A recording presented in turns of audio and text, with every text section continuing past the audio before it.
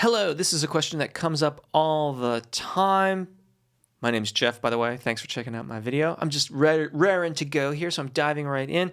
This is about the secondo passaggio. What is the secondo passaggio? LOL. I know I'm probably totally spelling this wrong, but you say it at the beginning of the lesson, and I do not understand what that is. I've taken voice lessons for years, but never ran into this explanation. You use some complex terminology. Can you dumb it down for us who have not had these studies? I'd love to understand it. Thank you. I love your lessons. Okay. FYI, I fixed the spelling for you in the comment there, so if you want to see the correct spelling, you can check it out there. Yes, you're absolutely right. I use different terminology than one might typically run into when people are talking about singing. I have my reasons. It is not to be difficult, though I understand why it might come off that way. The problem I have is in typical words that are used for a lot of things, and specifically that they are not specific enough. So, first things first, what is the secondo passaggio? The secondo passaggio is often referred to as the break, except sopranos and mezzos will frequently think that their primo passaggio is the break, because that's where most of those voice types will have difficulties. For tenor, barotenor, and baritone voices, this area right here above middle C is commonly referred to as the break. And in vocal studies, like when you buy books about singing and things like that, if it has any influence from the Italian schools of singing, then they will refer to that as the secondo passaggio. This is the primo passaggio area for sopranos and mezzo-sopranos. Their secondo passaggi are up here. But when they are here, they're getting into what is called the middle voice register of their voices. And this registration event tends to be more challenging. So conveniently enough, the challenge for most of us as vocalists is right in this area.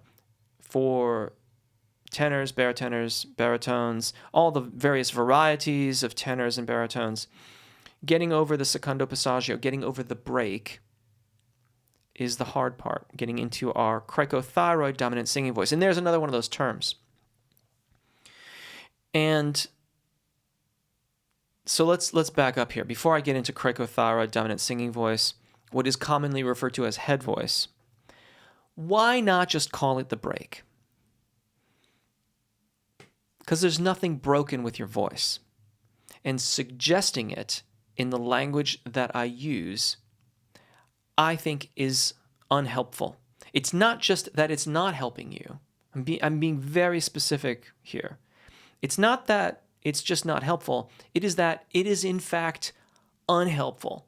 It is hurting you from getting the most out of your voice, from thinking about the way that your voice operates in a constructive way such that it in fact propels you forward in your practice. Secondo passaggio, roughly translated, means second passage. It's a point of transition. It's a pathway that we navigate to sing into our upper register of our voices. For example, set that down. Again, this is the secondo passaggio for tenors, baritones. I mean, not this specific pitch. It's going to be in this general area. The tenors can be as high as G or A flat even, in rare circumstances, as low as F. Baritones are usually in this E to F area, so on and so forth. It's an area of transition. So if I'm here, I don't have to make any noteworthy transitions, but if I'm here,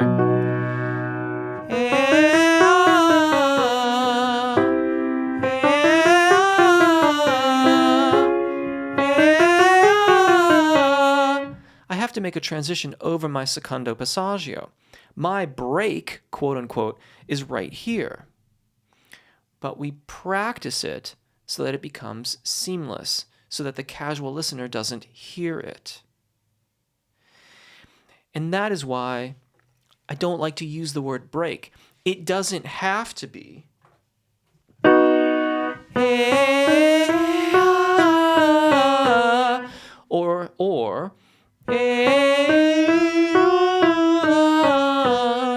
Or if you wanted to be more like, kind of Bon Iver, Chris Martin kind of,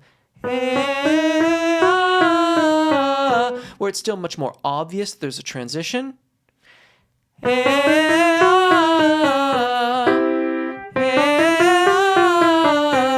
The transition's still there. I'm still singing back into my cricothyroid dominant singing voice and then out of it into my thyroarytenoid dominant singing voice, my so-called chest voice.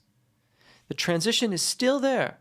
I'm just masking it really carefully. I mean, it doesn't feel like it's careful any longer. I've been doing this for a while. So to me, it's just how I sing when I sing in those registers, when I have to make that transition. So let's tackle the next one, cricothyroid dominant singing voice. And I threw a third one out there, didn't I? I said thyroarytenoid dominant singing voice. Why? Why am I so difficult? Well, what if I said your head voice? Does that make you think anything? If I say head voice, do you not, in some small way, think, I